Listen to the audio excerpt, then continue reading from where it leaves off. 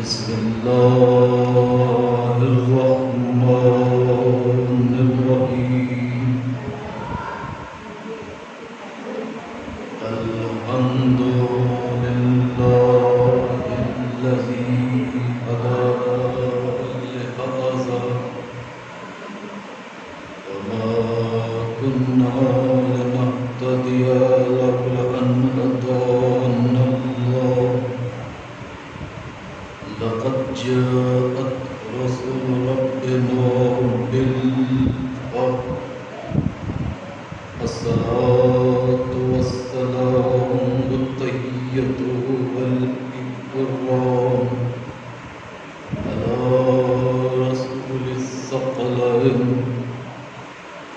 محبوب رب المشرقين والمغربين جد الحسن والحسين أبي القاسم محمد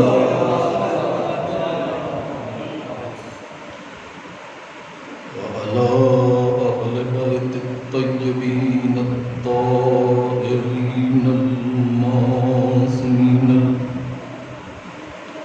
المظلومين المنتجبين المنتخبين ولعنة الله على أعدائهم أجمعين رب اشرح لي صدري ويسر لي أمري واحلل عقدة من لساني يفقهوا قولي أما بعد فقد قال الله تبارك في القرآن المجيد وقوله الحق بسم الله الرحمن الرحيم إن هذا القرآن يهدي للتي هي أقوم صلوات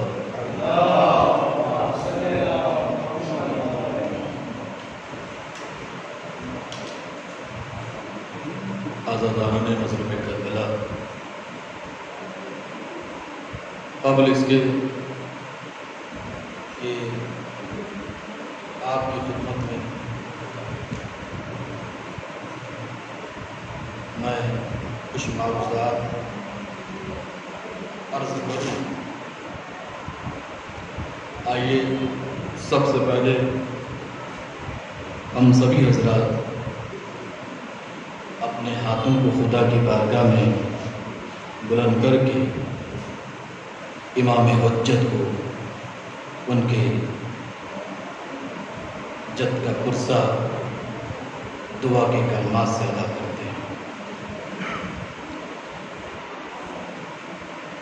اللہم صلی علی محمد وآل محمد بسم اللہ الرحمن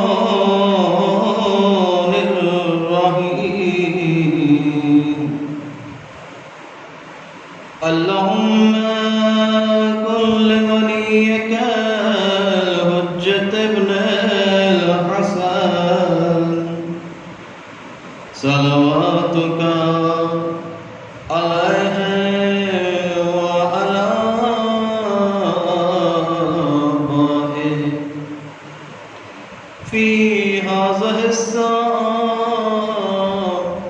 وفي كل وليا وحافظا وقائدا وناصرا ودليلا وعينا حتى تسكنه أرضك طوعا وتمتعه فيها طويلا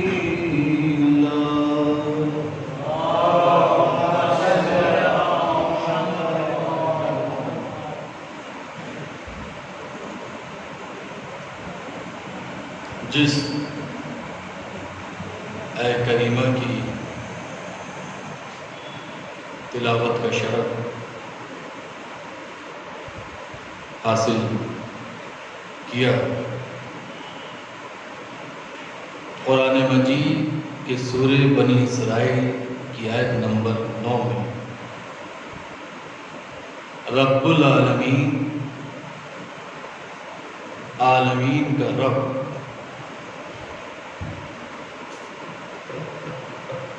ارشاد فرما رہا ہے اِنَّا هَٰذَا الْقُرْآنَ يَهْدِي لِلَّتِي هِيَ أَقْوَمُ۔ یقیناً یہ قرآن اس راستے کی طرف ہدایت کرتا ہے جو سب سے زیادہ سیدھا اور مستقیم ہے۔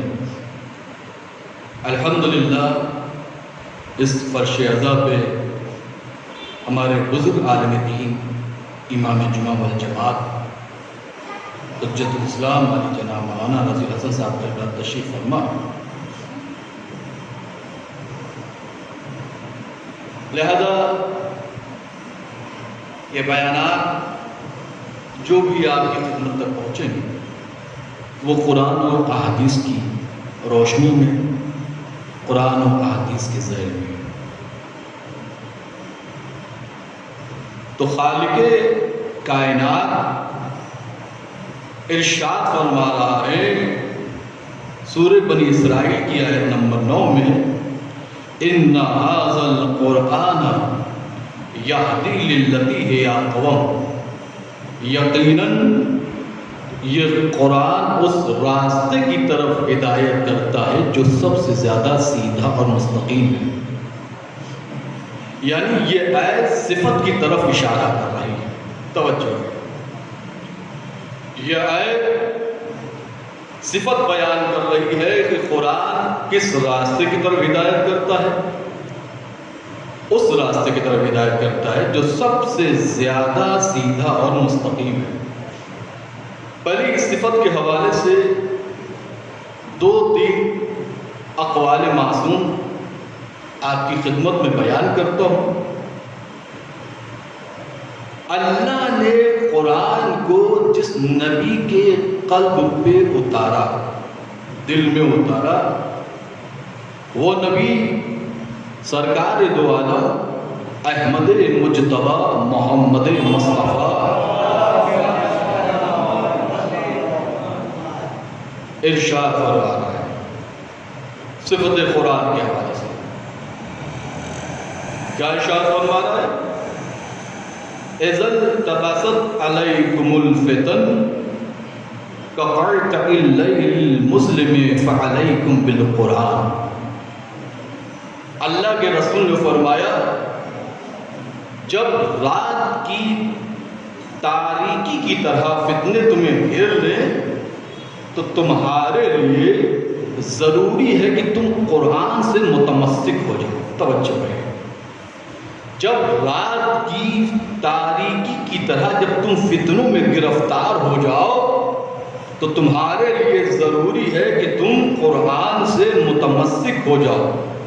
متمسک جب انسان قرآن سے رہے گا تو کبھی گمراہ نہیں ہو پائے گا، وہ فتنوں کی تاریکیوں میں کبھی گرفتار نہیں ہو پائے گا۔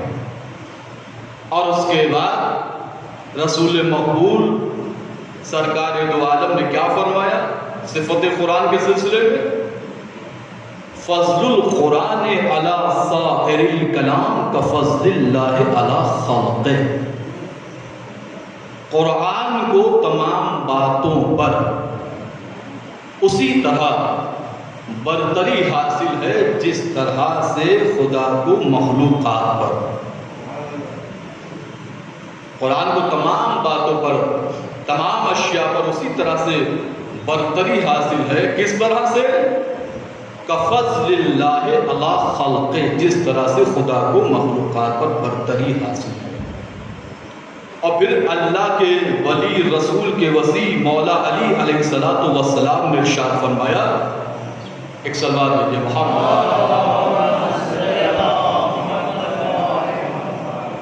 فیہ ربیع القرآن وینابع العلم وما للقلب جلاء غیرہ۔ فیہ ربیع القرآن، قرآن دلوں کی بہار ہے۔ وَيَنَابِعُ الْعِلْمِ، وَيَنَابِعُ الْعِلْمِ، اور علم کا سرچشمہ۔ وَمَا لِلْقَلْبِ جَلَاءٌ غَيْرُهُ، اس کے علاوہ یعنی قرآن کے علاوہ دل کی نورانیت کا کوئی اور ذریعہ نہیں ہے۔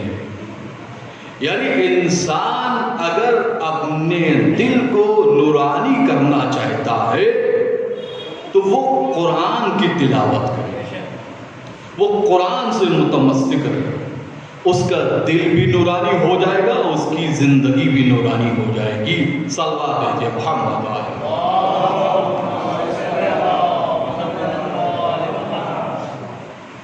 تو ہمیں یہ معلوم ہوا کہ قرآن کے علاوہ کوئی اور کتاب نہیں ہے جو دل کو نور دے سکے، جو دل کو نورانی بنا سکے۔ اتنی بڑی کائنات میں اور آسمانی کتابوں میں سے آخری کتاب صرف قرآن ہی ہے کہ جو دل کی نورانیت کا ذریعہ بنتی ہے۔ مولا امام جعفر صادق علیہ السلام ارشاد فرماتے کہ ہمارے چاہنے والوں کو چاہیے، اب جو بھی مولا کا چاہنے والا ہوگا، تو ظاہر سی بات ہے کوئی مولا کا چاہنے والا ہو، مولا کی مانے، مولا کو مانے اور مولا کی نہ مانے۔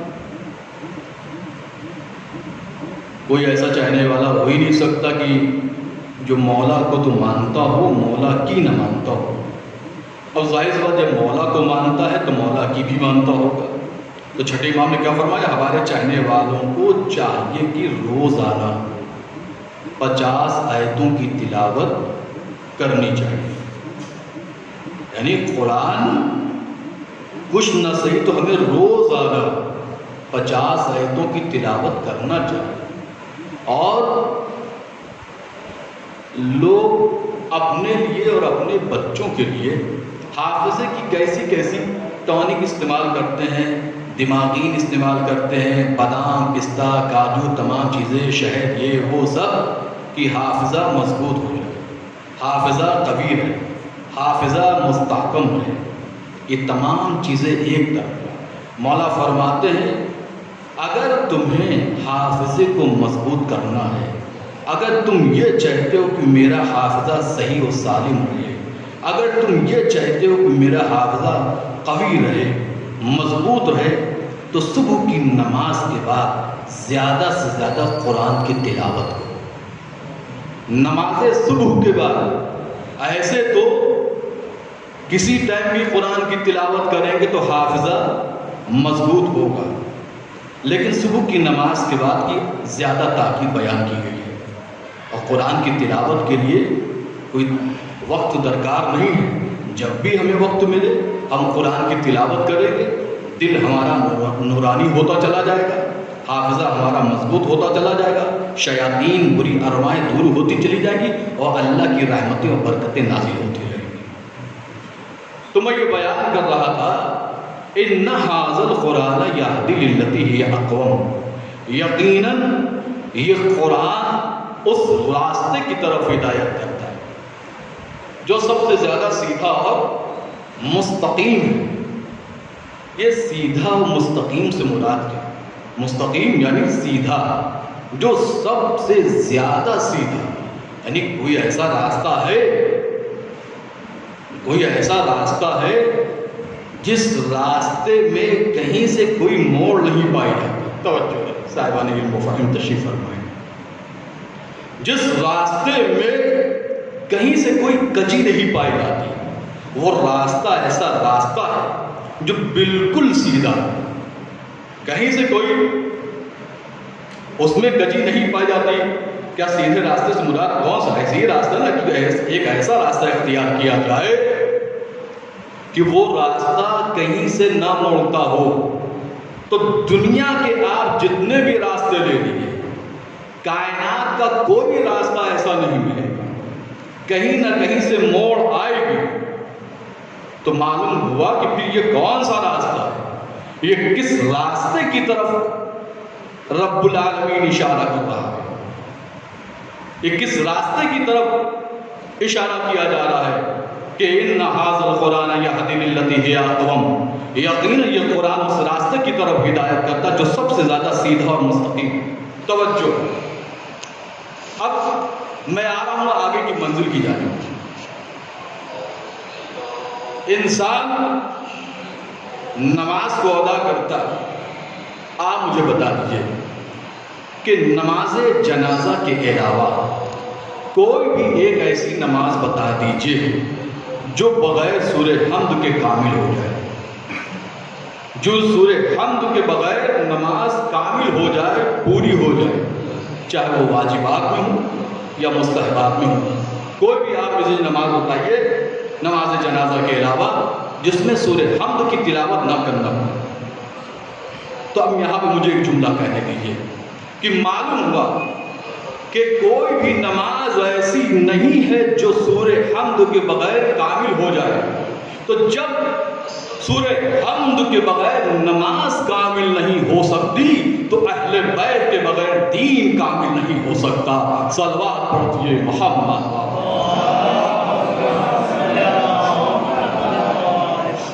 اہل بیت کے بغیر دین کامل نہیں ہو سکتا.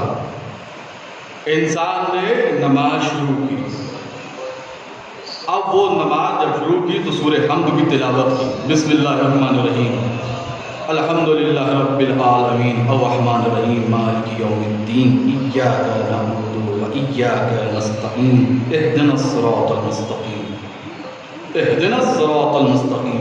صراط المستقیم کو صرف اشارتاً واضح کر کے مجھے آگے بڑھنا ہے، تفاسیر میں نہیں جانا ہے، طولانی بحث نہیں کرنی ہے آپ کے درمیان. اہدنا الصراط المستقیم، ہمیں سیدھے راستے پر گامزن رکھ. ہمارے جو اور برادران ہیں تو ان کے یہاں جو ترجمہ ہے ہمیں سیدھے راستے کی ہدایت فرما، یعنی ابھی انہیں سیدھے راستے کی تلاش ہے. گامزن رہنا، ثابت قدم رہنا، یہ بڑی دور کی بات ہے. یہاں یہ ترجمہ علماء اہل تشیع نے کیا، ہمیں سیدھے راستے پر ثابت قدم رکھ، یعنی سیدھا راستہ موجود ہے، صرف ثابت قدمی کی بات ہے، ثابت قدم رکھنے کی بات ہے. ہادی موجود ہے، ہدایت پہ باقی رہنے کی بات ہے. عربی زبان میں مولانا صاحب تشریف فرما ہے، عربی لینگویج میں لکھنے کا طریقہ کچھ اور ہوتا ہے، پڑھنے کا طریقہ کچھ اور ہوتا ہے. اہدنا الصراط المستقیم کو جو ہم لکھیں گے تو لکھنے کی صورت میں کیسے لکھیں گے؟ اہدنا جمع متکلم کا صیغہ، اس کو میں نے الگ لکھ دیا. الصراط المستقیم، الصراط الگ لکھا جائے گا، المستقیم الگ لکھا جائے گا. پڑھیں گے کیسے؟ اہدنا الصراط المستقیم، لکھنے میں الگ الگ صورت بن رہی ہے، اہدنا الگ، الصراط المستقیم. تو آئیے ہم الصراط اور مستقیم کے حروف کو شمار کریں، ہمیں صراط مستقیم سیدھا راستہ پتہ چل جائے گا. ہمیں سیدھے راستے پر ثابت قدم رکھ. تو الصراط میں کتنے آئیے جوڑتے ہیں؟ الف لام صاد رے الف، تو کتنے حرف ہوئے؟ 6 حرف ہوئے الصراط کے. آئیے اب المستقیم کے حروف کو شمار کرتے ہیں. الف لام میم سین تے قاف یہ میم، کتنے ہوئے؟ 8 ہوئے. 6 اور 8 14. بس معلوم ہوا 14 سے مراد یہی صراط مستقیم ہے، چاہتا معصوم ہے. صلوات بھیجیے محمد آل محمد.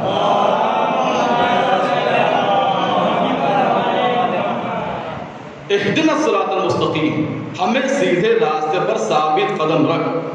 تو صراط مستقیم سے مراد جو راستہ ہے وہ اہل بیت کا راستہ ہے، وہ چاہتا معصومین کا راستہ ہے، وہ کربلا والوں کا راستہ ہے. بس کائنات میں یہی ایک ایسا راستہ ہے جس راستے میں کہیں سے کوئی موڑ نہیں پائی جاتی. موڑ سے مراد کیا ہے؟ کہ جو بھی انسان اس راستے پہ آیا تو اس کی زندگی روشن ہو گئی، اس کی زندگی کامیاب ہو گئی، اس کی زندگی نے فلاح کو اختیار کر لیا، کامیابی کو اختیار کر لیا، گمراہیوں سے بچ گیا، گناہوں سے محفوظ ہو گیا۔ جو بھی قرآن اور اہل بیت سے متمسک ہو جائے، اور انشاءاللہ یہ آگے کی جو 4 اور مجلسیں ہیں انشاءاللہ اسی قرآن و اہل بیت کے سلسلے میں آپ کے درمیان بات بیان ہوں گی۔ تو معلوم ہوا کہ صراط مستقیم سے مراد 14 معصوم ہے، بس یہی صراط مستقیم ہے۔ قرآن 1400 سال سے قرآن کا کوئی جواب نہیں لا سکتا، جیسا کہ خود صاف صاف قرآن میں واضح اعلان ہو رہا ہے، لا یاتون بمثلہ ولو کان بعضهم لبعض ظہیرا۔ جن و انس مل کر قرآن کا جواب نہیں لا سکتے، جن و انس مل کر قرآن کا جواب نہیں لا سکتے۔ توجہ رہے، یعنی جنات اور انسان دونوں مل جائیں، جنات انسانوں کی مدد کرنے لگے اور انسان جناتوں کی کمک کرنے لگے، دونوں ملنے کے بعد بھی قرآن کا جواب نہیں لا سکتے۔ بھئی کس قرآن کی بات ہو رہی ہے؟ توجہ رہے، کس قرآن کی بات ہو رہی ہے؟ وہ قرآن جو صامت قرآن ہے، صامت یعنی خاموش کتاب، خاموش قرآن، یعنی قرآن صامت کی بات ہو رہی ہے۔ قرآن صامت کے متعلق یہ بیان ہو رہا ہے، لا یاتون بمثلہ ولو کان بعضهم لبعض ظہیرا۔ جن و انس مل کر قرآن صامت کا جواب نہیں لا سکتے۔ توجہ رہے، چاہے ایک دوسرے کے ظہیر و مددگار کیوں نہ ہو جائے، تو مجھے کہنے دیجئے جب جن و انس مل کر قرآن صامت خاموش کتاب کا جواب نہیں لا سکتے تو بولتے ہوئے قرآن ناطق کا جواب کیا لائیں گے؟ صلوات پڑھ دیے محمد والے۔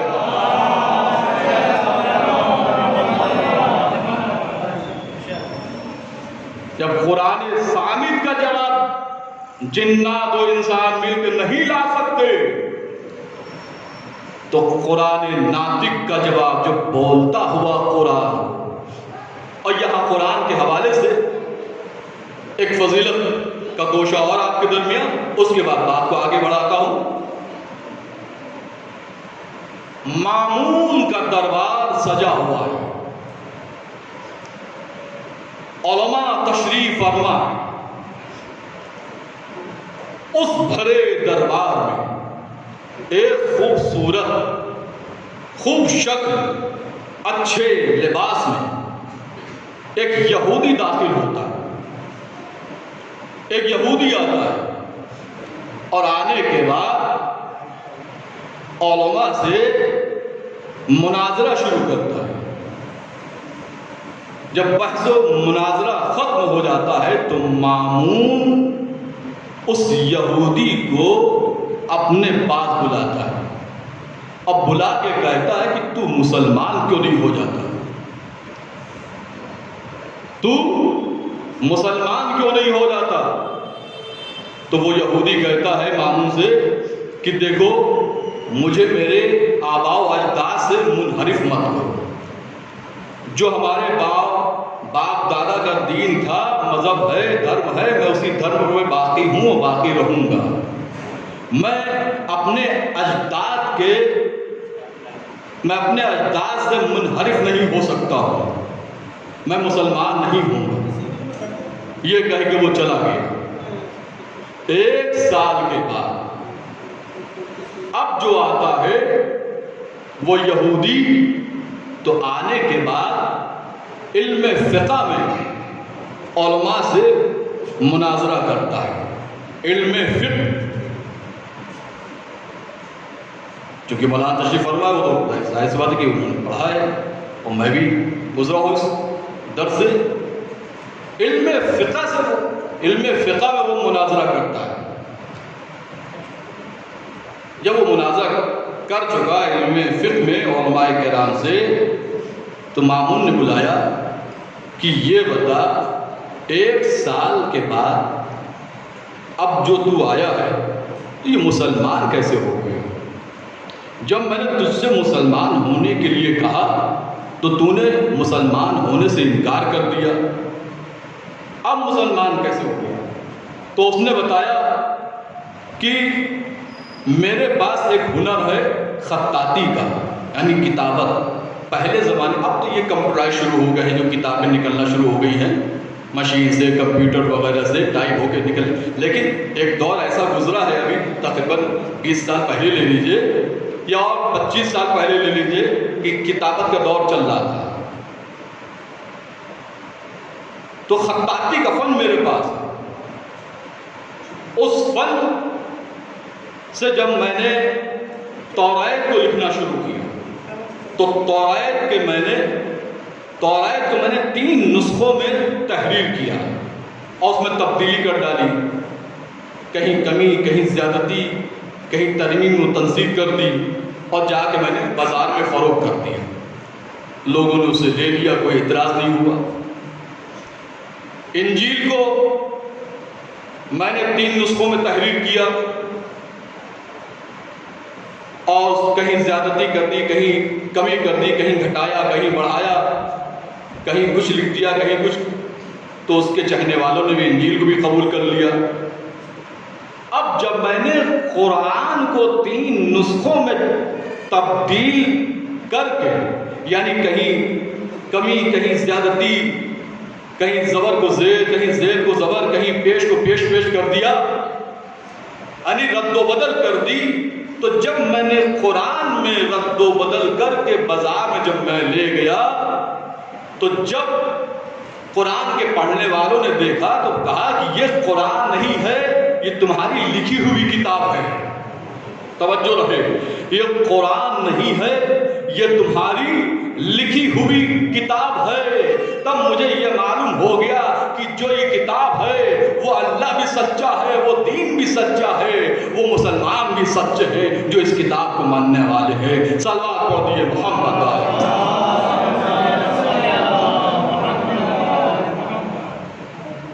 تو میں نے وہاں سے اس کی حقیقت کو جانا، خدا کی حقیقت کو پہچانا، اور میں نے پھر اسلام قبول کر لیا۔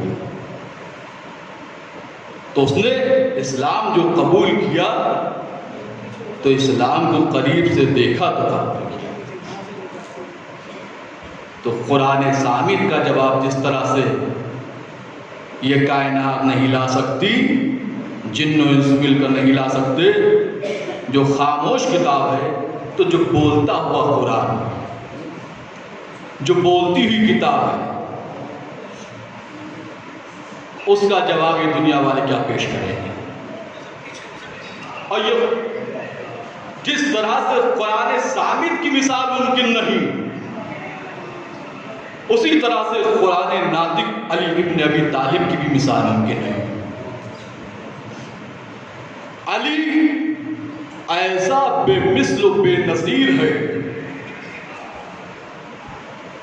علی ایسا بے مثل و بے نظیر ہے کہ نصیریوں نے جب علی کو دیکھا تو خدا کہہ دیا، یا علی آپ ہمارے خدا ہیں، یا علی آپ ہمارے خدا ہیں۔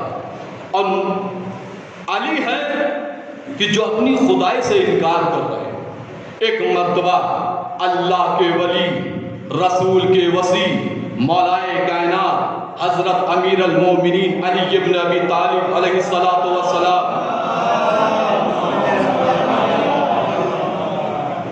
نے ان نصیریوں سے پوچھا، اگر میں تمہارا خدا ہوں تو میرے خدا ہونے کی تمہارے پاس کیا دلیل ہے؟ نصیریوں نے کہا، یا علی دلیل کے بات مت کریے، ہمارے پاس دلیل نہیں دلائل ہیں، دلیل نہیں دلیلیں ہیں۔ علی نے کہا، اچھا تمہارے پاس میرے خدا ہونے کی دلیلیں موجود ہیں، تو ذرا ان دلیلوں میں سے 1-2 دلیل کو بیان کرو۔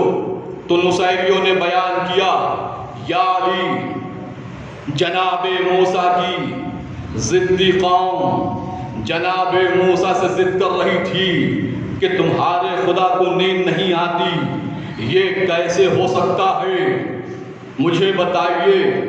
جناب موسیٰ نے اپنی ضدی قوم سے کہا، آؤ اس سوال کا جواب خدا ہی سے طلب کرتے ہیں۔ جناب موسیٰ خدا کی بارگاہ میں حاضر ہوتے ہیں، خدا سے مخاطب ہوتے ہیں، خدا سے کہتے ہیں، جناب موسیٰ، خدایا، اے میرے پروردگار، یہ میری ضدی قوم مجھ سے ضد کر رہی ہے کہ تمہارے خدا کو نیند نہیں آتی۔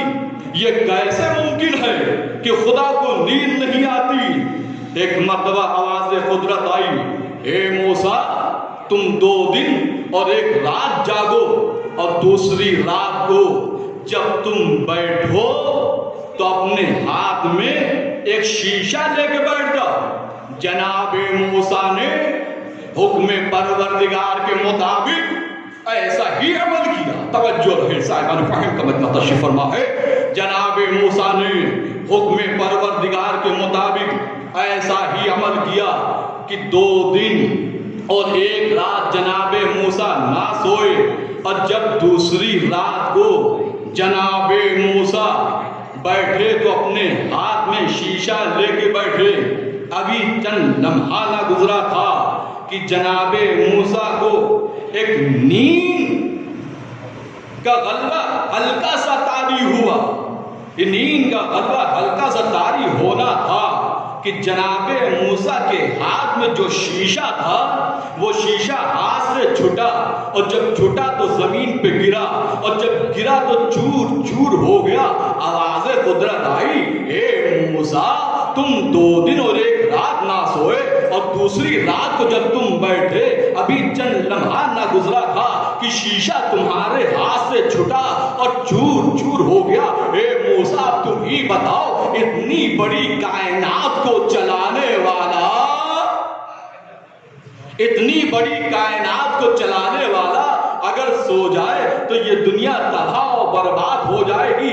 علی نے کہا، اچھا سونے کی بات کرتے ہو تو یاد نہیں شب ہجرت رات بھر رسول کے بستر پہ کون سویا؟ علی نے یہ کہہ کے نصیریوں کی دلیل کو رد کر دیا۔ نصیریوں نے دوسری دلیل پیش کر دی۔ دوسری دلیل کیا پیش کی نصیریوں نے؟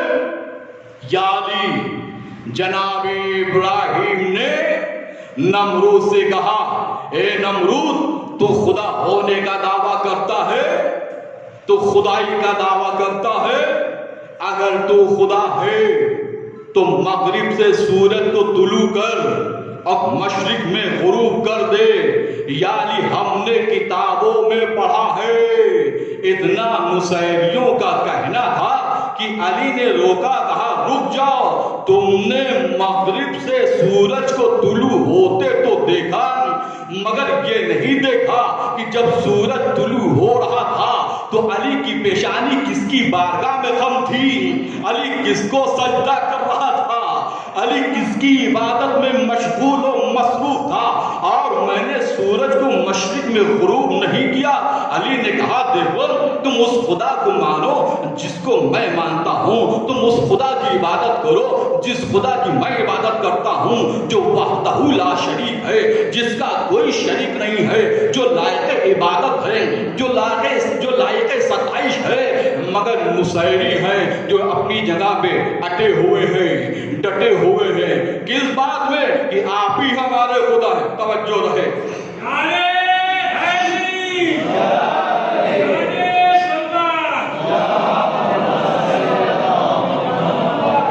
آپ ہی ہمارے خدا ہیں۔ ایک مرتبہ علی یہ سنتے رہے، سننے کے بعد علی نے اپنے صحابیوں میں سے ایک صحابی کو حکم دیا، اپنے صحابیوں میں سے ایک صحابی کو حکم دیا، کیا حکم دیا؟ کہ جتنے بھی ہمیں خدا کہہ رہے ہیں ان سب کو تندور میں ڈال۔ تندور آگ کے شعلوں سے بھڑک رہا تھا، آگ کے شعلے اپنی بلندی میں تھے، زبردست آگ لگی ہوئی تھی تندور میں۔ جب ان لوگوں کو جو علی کو خدا کہہ رہے تھے، علی کے حکم سے صحابی نے ڈالنا شروع کیا، جب وہ ڈالنا شروع ہوئے تو علی نے آگ کو اشارہ کیا، اے آگ، میں فقط انہیں خوف دلا رہا ہوں، توجہ رہے، میں فقط انہیں خوف دلا رہا ہوں، تم انہیں جلانا مت۔ یہ اس خدا کو مانے جو وحدہ لا شریک ہے۔ بس ایک مرتبہ جب کچھ دیر کے بعد علی نے حکم دیا کہ ان کو باہر نکالا جائے۔ اب جو باہر نکالا گیا، ایک قطار میں کھڑے ہوئے، ایک سب میں سب کے سب کھڑے ہوئے۔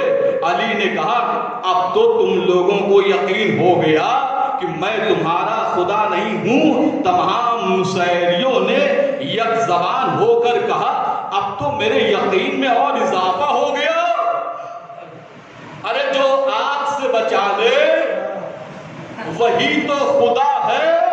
عجب نہیں آواز قدرت آئی ہو یا علی، جن لوگوں نے تمہیں خدا مانا اور میری خدائی سے انکار کیا، تم نے ان لوگوں کو آگ میں ڈال دیا۔ حل جزاء الاحسان الا الاحسان، یا علی جن لوگوں نے میری قدرت کا انکار کیا اور تمہیں خدا مانا، تم نے ان لوگوں کو آگ میں ڈال دیا۔ اب قانون الہی یہ ہے کہ جو تمہیں نہ مانے انہیں میں آگ میں ڈال دوں۔ ایک صلوات پڑھ دیے محمد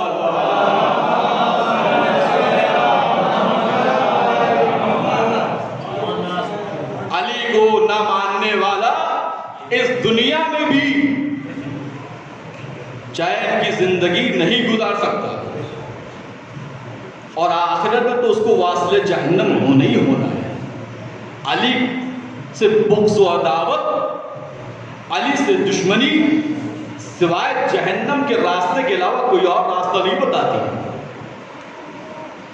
تو اگر ہمیں اپنی زندگی کو کائنات میں رہنے والے ہر اللہ نبی کے ماننے والوں کو اپنی زندگی کو کامیاب بنانا ہے تو وہ قرآن ثابت اور قرآن ناطق، یعنی قرآن و اطرت سے متمسک رہے۔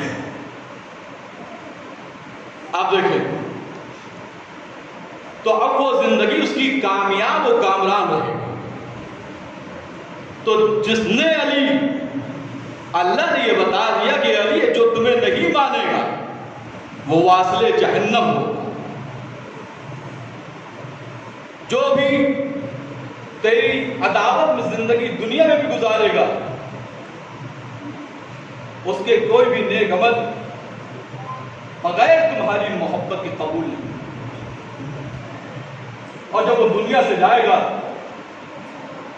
تو بھی وہ جنت نہیں جا سکتا جب تک کہ اس کے دل میں تمہاری ولایت نہ ہو، تمہاری محبت نہ ہو۔ اچھا آپ دیکھیں کہ یہ علی، ایک بات کہنے جا رہا ہوں، ایک سوال کہ علی اگر نماز نہ پڑھتے تو خدا ہو جاتے، اور معاویہ اگر نماز نہ پڑھتا تو کافر ہو جاتا۔ علی اور معاویہ میں کیا فرق ہے؟ یہ فرق کہ علی اگر نماز نہ پڑھتے تو خدا ہو جاتے، اور معاویہ اگر نماز نہ پڑھتا تو کافر ہو جاتا۔ علی خدا کیسے ہو جاتے؟ معاویہ کافر کیسے ہو جاتا؟ اور یہ بھی آپ کو بتا چلوں، یہ اہل سنت کے مشہور و معروف عالم دین طاہر القادری صاحب سے جب کسی نے سوال کیا کہ علی اور معاویہ میں کیا فرق ہے، تو طاہر القادری صاحب نے یہ جواب دیا کہ علی اور معاویہ میں یہ فرق ہے کہ علی اگر نماز نہ پڑھتے تو خدا ہو جاتے، معاویہ اگر نماز نہ پڑھتا تو کافر ہو جاتا۔ علی خدا کیسے ہو جاتے؟ بھائی صفات خدا کے مظہر کا نام ہے علی، صفات خدا کے مظہر کا نام ہے علی۔ علی نے اپنی پیشانی کو خدا کی بارگاہ میں خم کر کے بتایا دیکھو میں عبد ہوں، معبود نہیں ہوں۔ اور معاویہ یعنی جتنی بھی مکاریاں ہیں ان تمام مکاریوں کی صفت کا مظہر کا نام ہے، صرف وہ تمام کام اس کے کافروں والے تھے، صرف وہ نماز پڑھتا تھا اور اس کا یہ نماز پڑھنا اس کو دائرہ اسلام میں رکھے ہوئے تھے۔ تو معلوم ہوا کہ علی اگر نماز نہ پڑھتے تو کافر، علی اگر نماز نہ پڑھتے تو خدا ہو جاتے، معاویہ اگر نماز نہ پڑھتا تو کافر ہو جاتے۔ علی کی صفات اگر دو چار صفات ہوتی 10-15 صفت ہوتی تو بیان کی جا سکتی تھی.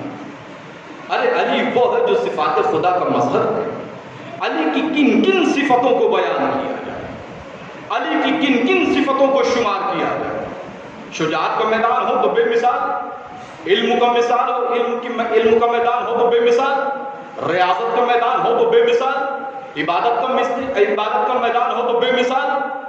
یعنی ہر صفت علی کی بے مثل و بے نظیر ہے, اور سخاوت کا میدان ہو تو بے مثل و بے نظیر ہے. اب یہی سے بات آخری, اس کے بعد وقت مسائل کہ آپ دیکھیں علی کی سخاوت. قنبر صحابی مولا کائنات علی کے ساتھ جا رہے ہیں. اثناء راہ میں بیچ راستے میں ایک فقیر آیا اور اس نے علی سے شکوہ کیا کہ میں بھوکا ہوں, مجھے بھوک لگی ہے, اگر کچھ دستیاب ہو جائے, کچھ کھانے کو مل جائے. تو علی نے قنبر سے کہا, قنبر جا کے اسے روٹی لا کے دے دو. قنبر واپس آتے ہیں, کہتے ہیں مولا روٹی دسترخوان میں ہے. علی نے کہا دسترخوان دے دو. قنبر نے کہا مولا دسترخوان اونٹ پہ ہے. علی نے کہا اونٹ دے دو. قنبر نے کہا مولا اونٹ قطار میں ہے. علی نے کہا قطار دے دو. بس ایک مرتبہ قنبر اونٹ کی مہار کو پکڑے ہوئے تھے. جب علی نے یہ کہا قنبر اونٹ کی قطار دے دو, تو یہ سنتے ہی قنبر نے ناقے مہار کو, اونٹ کی مہار کو چھوڑ دیا اور کنارے کھڑے ہو گئے. ایک مرتبہ لبے امامت پر مسکراہٹ آئی. مسکراتے ہوئے مولا علی نے پوچھا قنبر کیا بات ہے, خیریت تو ہے, یہ تم نے اونٹ کی مہار کیوں چھوڑ دی؟ کہا مولا آج میں نے آپ کی سخاوت کو اوج پہ دیکھا ہے کہ آپ نے روٹی کے بدلے دسترخوان اور دسترخوان کے بدلے اونٹ اور اونٹ کے بدلے قطاریں دینے کو کہہ دیا. مولا میں خوف زدہ ہو گیا کہ کہیں دریائے سخاوت میں آپ مجھے نہ دے دیں, کہیں آپ مجھے دریائے سخاوت مجھے نہ دے دے. مولا مجھے سب کچھ منظور ہے, مگر مجھے یہ منظور نہیں کہ میں آپ کی غلامی کے علاوہ کہیں اور چلا جاؤں. مولا ہمیں آپ کی غلامی میں وہ شرف حاصل ہے کہ جو کائنات کی ہر شے مجھے موصول ہے, ہر شے میرے لیے میسر ہے. معلوم ہوا کہ علی کا جو غلام بن جائے وہ بڑا خوش نصیب ہے, اور غلام بننے کے لیے صرف زبان سے کہنا کافی نہیں ہے, عمل میں لانا. اگر ہم علی کے غلام بننا چاہتے ہیں, اگر ہم مولا امام زمانہ علیہ السلام کے سپاہیوں میں اپنا شمار کرانا چاہتے ہیں, تو ہمیں ان باتوں پر عمل کرنا ہوگا جن باتوں سے ہمارا امام راضی ہو.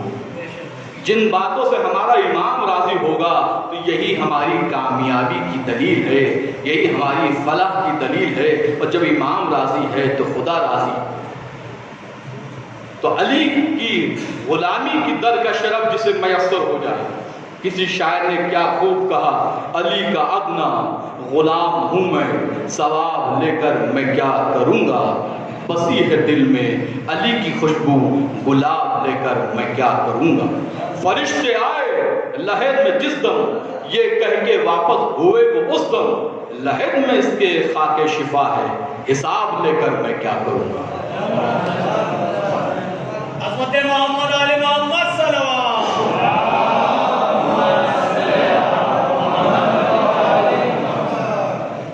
تو جس کو علی کی در کی غلامی مل جائے, یہ وہ بڑا عظمت و شرف والا ہو جاتا ہے. ہاں باب اعظم وہ علی جس کی کرم کی مثال نہیں, وہ علی جس کی شفقتوں کی مثال نہیں, وہ علی جو رات کی تاریکیوں میں اپنی پشت پر اناج لے جا کے مستحقین تک پہنچاتا تھا، لوگوں تک پہنچاتا تھا، بھوکوں کا پیٹ بھرتا تھا، جو پیاسا تھا اس کو علی پانی پلایا کرتا تھا۔ ارباب ازا اسی علی کی اولاد کو کربلا کے میدان 3 شب و روز کا بھوکا پیاسا حسین ابن علی، جو کریم ابن کریم، سخی ابن سخی، حسین کی سخاوت کا کیا کہنا کہ جب آقا حسین نے دنیا میں قدم رکھا تو آتے ہی فطر اس کو بالوں پر عطا کر دی۔ راہی کی تقدیر میں اولادیں نہیں تھیں، 7 اولادیں آقا حسین نے دے دی۔ بے شمار فضیلت تاریخ میں ہموار ہیں۔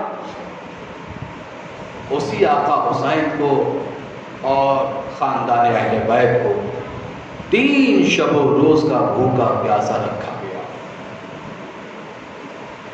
عزادارو، ابھی کل کا دن جو گزرا ہے، روز عاشور کا دن گزرا، شام غریبہ کل کی رات گزر گئی۔ یتیموں کی شام، بیواؤں کی شام، مسکینوں کی شام، یتیموں کی شام، لاچاروں کی شام، بے کسوں کی شام۔ ارباب ازا، بعد شہادت حسین خیموں میں آگ لگائی گئی۔ بیویاں ایک خیمے سے دوسرے خیمے میں جا کے پناہ لینے لگی، یہاں تک کہ خیمے سب کے سب ایک کے بعد ایک جلتے رہے اور آگ کے شعلے اس خیمے تک پہنچ گئے جس خیمے میں عابد بیمار امام سید سجاد تشریف فرما تھے۔ اب ایک پھوپھی ہے، خیمے جل رہے ہیں۔ راوی بیان کرتا ہے، میں نے دیکھا انہی آگ کے شعلوں میں ایک بیوی غائب ہو گئی اور کچھ دیر کے بعد اس خیمے سے ایک بیمار وہ لاغر کو لے کے نکلتی ہے۔ ارے وہ بیوی کوئی اور نہیں، وہ حسین کی دکھیا بہن زینب تھی۔ وہ بیمار کوئی اور نہیں، وہ عابد بیمار سید سجاد امام زین العابدین تھے۔ عزادارو، آگ کے شعلے کچھ اس طرح سے بلند تھے، اس سکینہ کے دامن میں آگ لگ گئی، سکینہ کے دامن میں آگ لگ گئی۔ سکینہ نجف کی طرف دوڑی۔ راوی کہتا ہے جب سکینہ، جب اس بی بی کے دامن میں آگ لگی، نجف کی طرف دوڑی، میں جلدی سے اس بی بی کے قریب پہنچا، جا کے دامن کی آگ کو بجھا دیا۔ وہ بی بی کہتی ہے، شیخ جہاں تو نے میری دامن کی آگ کو بجھایا ہے، وہاں مجھے نجف کا راستہ بھی بتا دو، میں نے پوچھا بی بی نجف جا کے کیا کرو گی؟ کہا نجف میں میرے دادا علی مرتضیٰ کا روضہ ہے، میں دادا کے مزار پہ جا کر فریاد کروں گی، دادا اے دادا۔ اور بابا کی شہادت کے بعد خیموں میں آگ لگا دی گئی۔ اے دادا، ارے جب بھی میں بابا کو یاد کر کے روتی تھی، شبر نہیں میرے رخساروں پہ تماچے مارتا تھا۔ اے بابا یہ دیکھیے میرے کانوں سے لہو جاری ہے، بڑی بے رحمی سے میرے گوشواروں کو اتارا۔ اجرکم اللہ، خدا آپ کو کسی غم میں نہ رلائے سوائے غم سید الشہداء کے۔ عزادارو، شام غریبہ گزر گئی۔ 11 محرم کی صبح جب نمودار ہوئی تو بیویوں کو قید کیا گیا۔ بیویوں کو قیدی بنا کر ناکے پہ جب سوار ہونے کی بات آئی تو تمام بیویوں کو جناب زینب نے سوار کرایا، لیکن جب جناب زینب کا سوار کا موقع آیا، جب خود جناب زینب کو سوار ہونا تھا تو اب کوئی سوار کرانے والا نہیں۔ ایک مرتبہ مقتل کا رخ کرتی ہے، ایک مرتبہ مقتل کا رخ کر کے یاد کرتی ہے، بھیا عباس کہاں ہو، بیٹا علی اکبر کہاں ہو؟ ارے مدینے سے بڑی شان سے لائے تھے۔ کبھی بھائی حسین کو آواز دیتی ہے، اے میرے ماں جائے، ارے جب آپ وقت آخر رخصت کے لیے آئے تھے تو آپ کو اس بہن نے سوار کرایا تھا۔ اے بھیا زینب اکیلے رہ گئی، اب زینب کو کون سوار کرائے؟ الغرض زینب کسی طرح ناکے پر سوار ہوئی۔ عزادارو روایت ملتی ہے کہ جب مقتل سے اسیران کربلا کو گزارا گیا، بیویوں کو گزارا گیا، تو ام فروا جب اپنے جناب قاسم کے لاشے پہ پہنچی ہے تو کیا دیکھا ہے؟ قاسم کا لاشا جو زندگی میں گھوڑوں کی ٹانگوں سے پامال ہو گیا تھا، ایک مرتبہ ام فروا بیان کرنے لگتی ہے، اے بیٹا قاسم، آلیے غریب ماں، اور جس نے زندگی میں تیرے لاشے کو گھوڑوں کی ٹانگوں سے پامال دیکھا، تمہارے لاشوں کو ٹکڑوں میں تقسیم کر دیا۔ عزادارو جب ام لیلا اپنے لال علی اکبر کے لاشے پہ پہنچتی ہے، ایک مرتبہ ام لیلا بیان کرتی ہے، اے میرے لال علی اکبر، کیا تیری ماں نے اسی لیے 18 برس تک پالا تھا؟ اے بیٹا بڑا ارمان تھا تجھے دلہا بنانے کا، اے بیٹا بڑا ارمان تھا تیرے ہاتھوں میں مہندی نچانے کا، اے بیٹا مہندی کی رنگینیت تو نہیں آ سکی لیکن خون کی سرخیاں آ گئی۔ بس عزادارو صاحب معالو سبتین تحریر فرماتے ہیں، بس 2 جملے آخری جملے ہیں، عزادارو مجلس ختم پہ ہے، آپ کو جتنا گریہ کرنا ہو کر لیجئے۔ صاحب معالو سبتین بیان فرماتے ہیں کہ جب بہن زینب کا ناقہ ایک ایسے لاشے کے قریب پہنچا کہ جو لاشا تیروں سے، تلواروں سے، نیزوں سے، پتھروں سے ڈھکا ہوا تھا، تیروں، تلواروں، نیزوں سے، تلواروں سے، پتھروں سے ڈھکا ہوا تھا۔ ایک مرتبہ بہن نے اس لاشے پر جو تلواروں، نیزوں سے ڈھکا ہوا تھا اپنے کو گرا دیا، ہاتھ بندھے ہوئے تھے، ہاتھ پسے گردن بندھے ہوئے تھے۔ صاحب معالو سبتین تحریر فرماتے ہیں، تحریر کرتے ہیں، شہزادی زینب نے، بہن زینب نے اپنے بھائی کے لاشے پر جب اب پہنچی ہے تو کونیوں سے پتھروں کو ہٹایا، نیزوں کو ہٹایا، اور اماں کا وہ وقت یاد آیا کہ جو اماں نے کہا تھا، اے بیٹی زینب، ارے میرے ماں جائے کے گلے بھی بوسے لے لینا۔ شہزادی زینب بیان کرتی ہے، راوی کہتا ہے، بی بی کہتی تھی، ارے میں اپنے بھائی کے بوسہ لوں تو کہاں لوں؟ بوسہ جسم میں کوئی ایک جگہ بھی ایسی نہیں ہے جہاں میں بوسہ لے سکوں، ہر جگہ زخموں سے پر ہے، ہر جگہ زخموں سے بھری ہوئی ہے، ایک نگینے کے برابر بھی آقا حسین کے جسم پر بوسہ لینے کی جگہ نہیں تھی۔ ایک مرتبہ زینب نے اپنے لبوں کو بھائی کے گلے ہوئے کٹے پہ رکھ کر بیان کیا، اے بھیا، ارے اس بہن کی غربت کو معاف کرنا، اے بھیا معاف کرنا، اگر میرے پاس چادر ہوتی تو تمہاری لاش پر اڑا دیتی، اے بھیا اس بہن کو معاف کرنا، اگر یہ ہاتھ بدے نہ ہوتے تو میں اپنے ان ہاتھوں کا سایہ تمہارے لاش پہ کر دیتی۔ سیعلم الذین ظلموا ای منقلب ینقلبون رضا بقضاء و تسلیما۔ خدایا ہماری اس قلیل سی عبادت کو اپنی بارگاہ میں عروجیت و مقبولیت کا درجہ عطا فرما۔ خدایا دنیا میں جہاں کے بھی محبان اہل بیت خصوصاً جتنے بھی حاضرین سب جان مال عزت و ناموس کی حفاظت فرما۔ خدایا تمام مومنین و مومنات کو خصوصاً جو مشتاق ہیں حج و زیارات کے ان کو جلد شرفیابی عطا فرما۔ خدا ہم سب کے گناہان کبیرہ صغیرہ کو معاف فرما، ہماری دعاؤں کو مستجاب فرما۔ امام آخر مولا امام زمان اسلام ظہور میں تاجی فرما، ہم سب ان کے عوام انصار شمار فرما۔ ربنا تقبل منا انک انت السمیع العلیم انک علی کل شیء قدیر۔